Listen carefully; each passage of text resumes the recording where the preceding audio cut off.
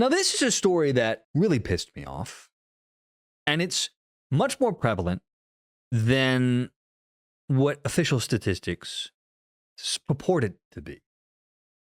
There are lots of false accusations out there, but the idea is that there's only like 2 or in between 2 and 10% of sexual assault or rape accusations are false, and that is a number that I think is completely bogus. The truth is men and women lie. But women, being the fairer sex, being the weaker sex physically, will find other ways to get back at men. And when it's easy to understand that one of the easiest ways to ruin someone is to accuse them of sexual assault, well, the temptation is there. And this woman that we're going to talk about today fell into that trap. A woman, this is the UK Daily Mail, who falsely branded a man a rapist and a pedophile after he dumped her, is now spending the night in jail. A woman who falsely branded a man a rapist and pedophile and a woman beater after he dumped her following a one-night stand has been jailed. Well, this is the woman. Something tells me I'm not surprised. Let's see. Kirsty White, 28, hurled abuse at Andrew Crosby, warned him not to contact police, and sent him messages through bank transfers declaring her undying love for him. Mr. Crosby ended up fleeing his home with his parents and considered taking his own life over the 2-month campaign of abuse a court heard. And that's another crucial element to this. For men, getting categorized like this is very difficult to overcome. You can do it, but it's brutal. You have to simply smile and move forward and live your life, and hoping that enough people will recognize that the allegations are not accurate. But it is a stigma that is hard to walk away from. And women like this Kirsty chick know that. Now, White from Runcorn, Cheshire, was jailed for 43 weeks this week after she admitted stalking between April and June this year. And 43 weeks to me seems hardly enough. For the kind of accusations you made, I think she should be spending years in jail. But at least it's something, right? Warrington Magistrates Court heard the pair had a one-night stand in December last year after they met at a pub. But Miss Elizabeth Brown, prosecuting, said the complainant did not want a relationship at the time. In March of 2025, they were going on a night out in Blackpool, and the defendant asked Mr. Crosby if they were going to be intimate, and he said no. On April 11th, the complainant lent £20 to the defendant, but she did not pay it back, and he asked her to leave him alone. Well, she didn't like that. God damn. Well, I guess there's someone for everyone, right? Okay. The defendant then posted Mr. Crosby's personal details on Facebook, which I also think should be illegal. If you're not going to the police, I don't think you should be allowed to go out there and dox people like this and make accusations, accusing him of being a woman beater. On April 18th, she went to Mr. Crosby's address and started shouting towards him, calling him a rapist and a pedophile. He called 999, which is their equivalent to 911, told her to leave him alone and blocked her. But on April 19th, the next day, he received messages asking to be unblocked and got a call from a number he did not recognize and a text message saying, "Hello, do not ring the police on me again." White was arrested and bailed on the condition she did not contact Mr. Crosby. However, over a 10-day period, she sent him small amounts of money via online bank transfers with messages in the reference saying, "Love you always, Kirsty White." This crazy.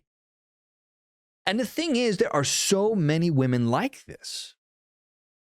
You know, almost half of women in the U.S. are on SSRIs. They have mental illnesses. They have all sorts of problems.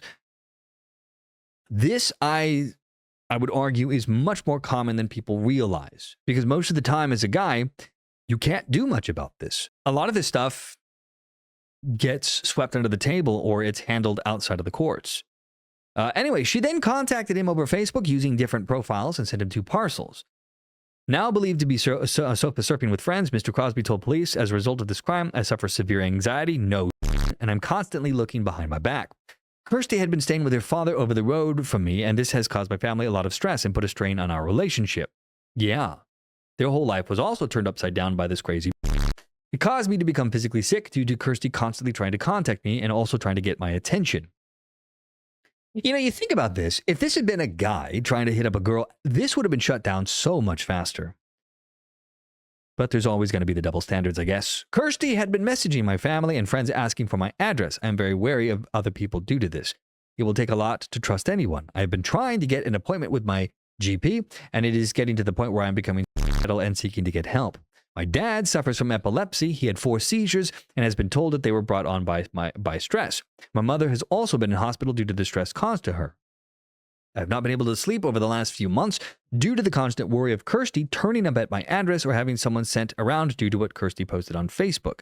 And therein, like Facebook, again, with these kinds of accusations, and when you see apps like the T app where a bunch of women could go around doxing men anonymously, all of this stuff should be in the same categorization as revenge porn.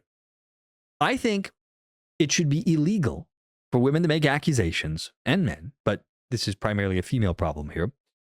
I think it should be illegal for women to make these kinds of accusations unless they're willing to take it to the police. This is the kind of stuff that destroys people's lives. And once that's out in the ether, even if it's proved otherwise, it oftentimes destroys people, or at least leaves them a mark that follows them around.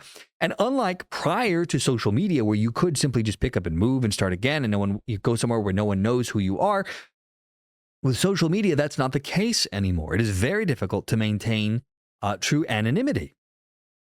So I think there should be severe penalties for people that make this kind of stuff up.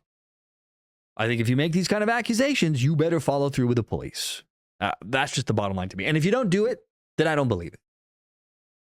I automatically discount anyone who makes accusations but doesn't try to press charges.